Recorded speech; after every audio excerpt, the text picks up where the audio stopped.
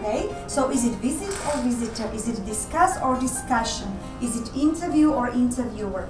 Okay?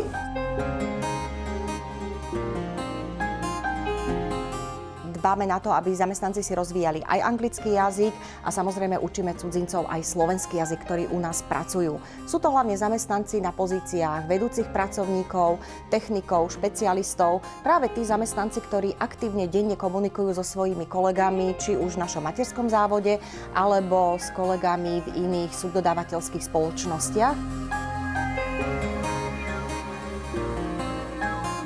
Keď porovnám tú spoluprácu spred 10 rokov a v súčasnosti, tak musím povedať, že ten pokrok je tam veľmi pozitívny a veľmi viditeľný.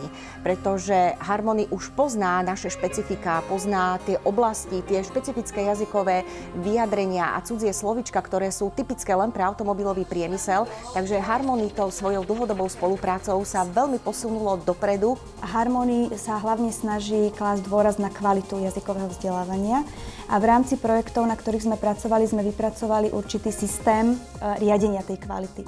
Vychádza to celé z lektora, z jeho osobnosti, z jeho talentu, z jeho zručnosti, z jeho potenciálu a tým pádom ten lektor môže pracovať nielen na pozícii lektora, ale pracuje ako supervízor alebo ako manažér.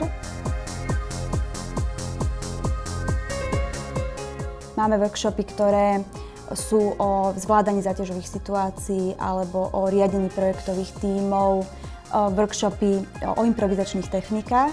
A tieto workshopy sú vedené v cieľovom jazyku. A tým pádom je to prídavok nielen jazykového vzdelávania, ale celkového rozvoja tých ľudí vo firme. Práve tieto workshopy oživujú ten jazykový proces, sú kreatívnejšie a aj záživnejšie pre tých jednotlivých účastníkov.